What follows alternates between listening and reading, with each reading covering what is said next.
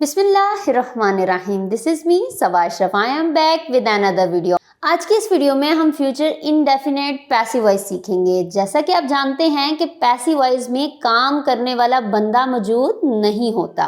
Active का मतलब है एक्टिव और पैसिव का मतलब है सुस्त। और एक्टिव में काम करने वाला बंदा मौजूद होता है, जबकि पैसिव वॉइस में काम करने वाला बंदा मौजूद नहीं होता। सबसे पहले हम इसकी पहचान सीखेंगे, इसका स्ट्रक्चर सीखेंगे कि इसमें हम कौन सा हेल्पिंग वर्ब यूज करते हैं और कौन सी वर्ब की फॉर्म यूज करेंगे। So let's begin. इसकी पहचान क्या है कि इसके फिकरात के आखिर में गा, गी, गे वगैरह आता है।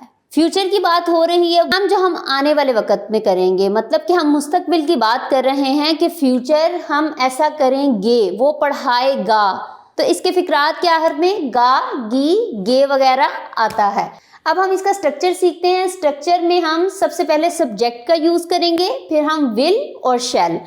विल और शैल प्लस वर्ब की फर्स्ट फॉर्म। पैसिव वॉइस में वर्ब की थर्ड फॉर्म आती है। ये हम एक्टिव वॉइस का फॉर्मूला सीख रहे हैं, तो यहाँ पर वर्ब की first form plus object. Passive voice में हेल्पिंग वर्ब को हम चेंज करते हैं। विल शैल को हम क्या कर देंगे, will be shall be plus verb की थर्ड फॉर्म।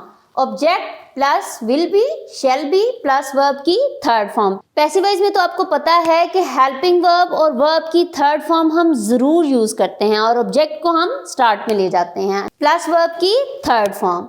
इंट्रोगेटिव में भी हम विल शैल को स्टार्ट में ले आएंगे। जैसे कि इसमें हम सवाल करते हैं तो हेल्पिंग वर्ब जो है वो स्टार्ट में आ जाता है प्लस ऑब्जेक्ट प्लस बी। जब हम इसका नेगेटिव बनाएंगे तो विल बी के सेंटर में हम नॉट ऐड करेंगे। इसी तरह जब हम इंट्रोगेटिव बनाएंगे तो हम विल और शैल को स्टार्ट में ले जाएंगे और प्लस ऑब्जेक्ट फिर बी का यूज करेंगे। मतलब विल बी यहाँ पर भी अलग हो रहे हैं और यहाँ पर जब हम नॉट का यूज करेंगे तो तब भी हम विल बी को अलग कर देंगे। लास्ट वीडियो में हमने यहाँ पर सब्जेक्ट प्रोनाउंस और ऑब्जेक्ट प्रोनाउंस सीखे थे। सब्जेक्ट प्रोनाउंस और ऑब्जेक्ट प्रोनाउंस को हम तब यूज करते हैं जब हम सेंटेंस को एक्टिव से पैसिव में चेंज करते हैं। एक्टिव से पैसिव में अगर चेंज करें तो हमें सब्जेक्ट को इस्तेमाल करना है। सब्जेक्ट को जब हम यहाँ पर यूज करेंगे तो यहाँ पर हम सब्जेक्ट प्रोनाउंस को ऑब्जेक्ट प्रोनाउंस में चेंज करते हैं। फॉर इंस्टेंस ही का हिम कर देंगे, आई का मी, वी का अस, दे का देम। फ्यूचर इंडेफिनिट जैसा कि हम पहले भी कर चुके हैं, तो आपको ये कंफ्यूजन नहीं होनी चाहिए कि हम विल और शैल का यूज हम किन सब्जेक्ट्स के साथ करते हैं। सिर्फ हमने आई और वी के साथ हमने शैल का यूज करना है, बाकी सारे सब्जेक्ट के साथ हम विल का यूज करेंगे। अगर वहां पर किसी भी सेंटेंस में इरादा आ गया है कि मैं ऐसा जरूर करूंगा, तो विल का शैल और शैल का विल कर देंगे। फ्यूचर इंडेफिनिट की आपको पहचान भी समझ आ गई कि इसके फिकरात के आखिर में गा, गी, गे आएगा और इसके स्ट्रक्चर में हम सिर्फ विल और शैल का यूज करेंगे प्लस वर्ब की फर्स्ट फॉर्म। और पैसिव वॉइस में हम will be shall be plus verb की थर्ड फॉर्म। अब हम एक एग्जांपल से इसको समझते हैं कि शायर इस नज़म का तर्जुमा करेगा। मुस्तकबिल की बात कर रहा है कि मुस्तकबिल में शायर इस नज़म का तर्जुमा करेगा। अब हम इसे ट्रांसलेट कैसे करेंगे, the poet will translate this poem.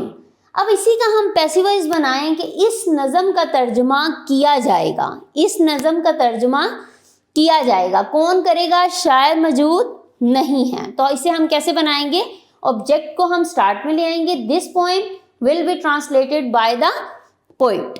अगर यहाँ पर ही यूज किया जाता तो हम यहाँ पर इसको हिम कर देते, सब्जेक्ट प्रोनाउंस को ऑब्जेक्ट प्रोनाउंस में चेंज कर देते। अब हम इसका नेगेटिव बनाते हैं कि this poem will not be translated. Will be के सेंटर में हमने नॉट को ऐड कर दिया है।